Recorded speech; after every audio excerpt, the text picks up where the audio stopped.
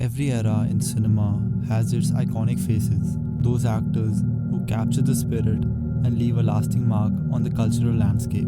From Marlon Brando to Meryl Streep, these actors and actresses have shaped the industry and inspired countless others. But the world of film is a dynamic one, and just as these legends ascend to their pedestals, a new generation of talent is always waiting in the wings, eager to step into the spotlight. It's a cyclical process, this passing of the torch, a symbolic handover of cinematic reins from one era to the next. It's about legacy, about ensuring that the stories we tell, the characters we portray, and the emotions we evoke continue to resonate through time. This transition is particularly fascinating when we consider the weight of expectations placed on these young shoulders. They inherit not just the role, but a responsibility to carry forward the spirit of a character, a franchise, or even a genre. It's a daunting task, but it's also an exhilarating opportunity to redefine and expand the boundaries of cinematic storytelling. Dune is a groundbreaking work of science fiction that has had a profound impact on both literature and cinema.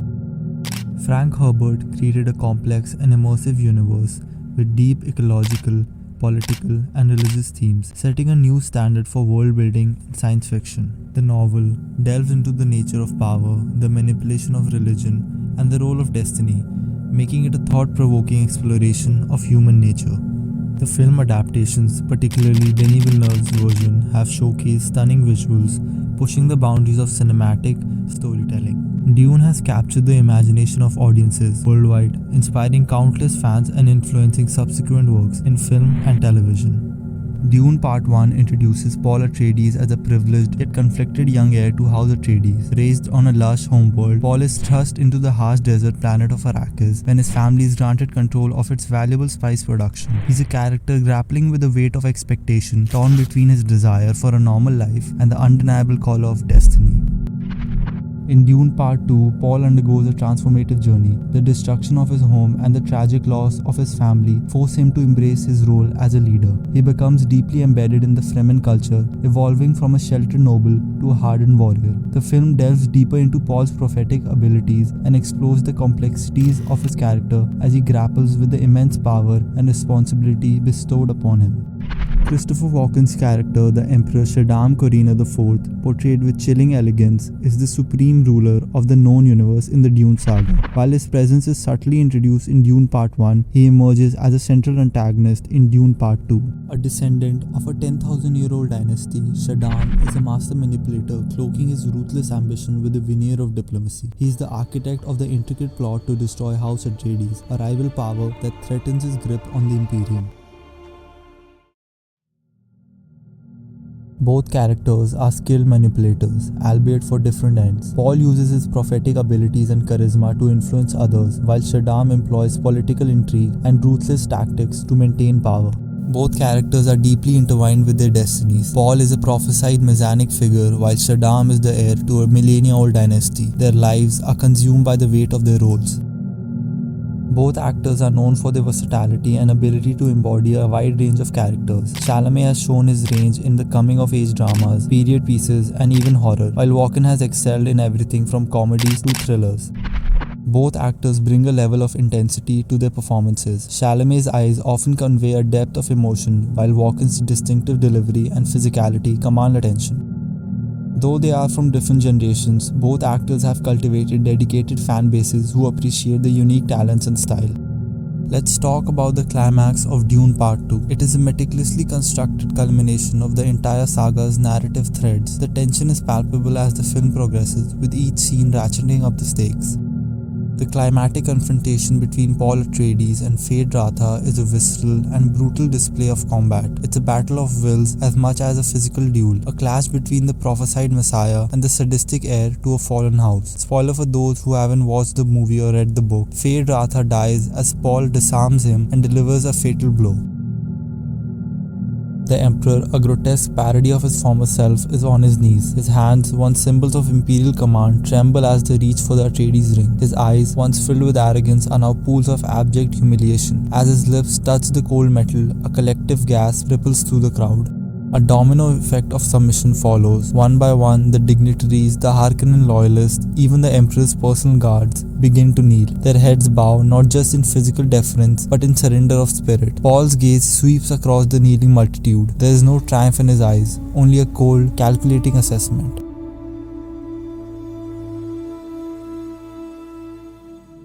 He is the architect of this new world order, and he knows that the true battle has just begun. This is not merely a victory, it's a declaration of war against the old ways, a seismic shift in the balance of power. The film's star-studded cast, including a surprising return by Christopher Walken, adds layers of depth to this already complex narrative. Walken's decision to emerge from a self-imposed cinematic retirement for a role in Dune Part 2 is a significant event in itself. The role is undoubtedly compelling, but it's the actor's presence that elevates it to something more profound. His breakthrough came in 1978 when he won an Academy Award for Best Supporting Actor for his haunting performance in The Deer Hunter. This role solidified his status as a serious actor and opened doors to a variety of challenging roles. With a career spanning decades, Walken has demonstrated an incredible range, effortlessly transitioning between dramatic and comedic roles. In contrast, Timothée Chalamet's portrayal of Paul Atreides is that of a young promising star. His character is a prophesied messiah destined to lead a rebellion against the oppressive empire. Chalamet's performance is raw, intense, and filled with a youthful energy that stands in stark contrast to Walken's seasoned portrayal. Villeneuve has created a visual juxtaposition of these two actors, which is a masterstroke. Walken, the seasoned veteran, represents the old guard, a world order on the brink of collapse. Chalamet, on the other hand, is the herald of a new era, a symbol of hope and renewal. Their on-screen dynamic is a microcosm of the larger narrative, the old order yielding to the new. It's as if the film is consciously passing the torch from one generation of cinematic greats to the next. It's a subtle yet powerful thematic undercurrent that enriches the film's overall impact. Dune Part 2 is not just a story about the struggle for control of a desert planet, it's also a reflection on the cyclical nature of power and the inevitable passage of time. And in casting Walken and Chalamet, Villeneuve has created a visual metaphor for this transition, a cinematic changing of the guard that resonates long after the credits roll. The symbolic passing of the torch from Christopher Walken to Timothée Chalamet is rooted in the necessity for fresh voices and perspectives in cinema. As Hollywood evolves, there is a continuous need for new actors who can carry forward the legacy of storytelling while also introducing innovative approaches and ideas. Walken, with his extensive career, represents a wealth of experience and achievement, while Chalamet, with his burgeoning career, signifies the potential and promise of future cinematic endeavors. This transition is portrayed through the nuanced performances of both actors. Christopher Walken brings a depth of gravitas and authority to Empress Shaddam IV, conveying the weight of his character's decisions and the legacy he upholds. Timothée Chalamet, on the other hand, imbues Paul Atreides with a sense of youthful determination and vision, reflecting the qualities needed to lead the next generation.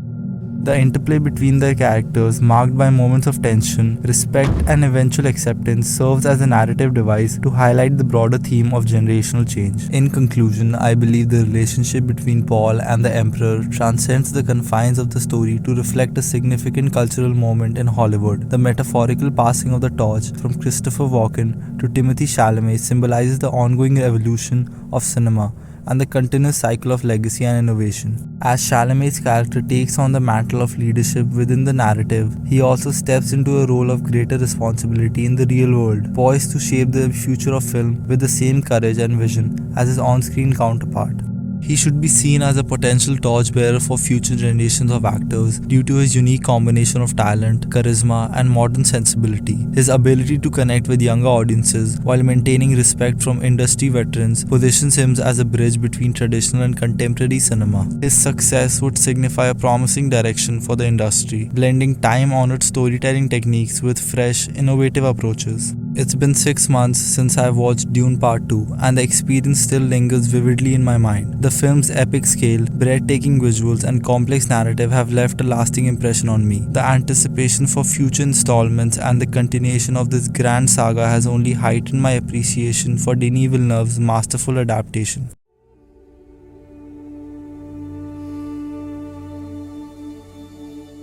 Lead them to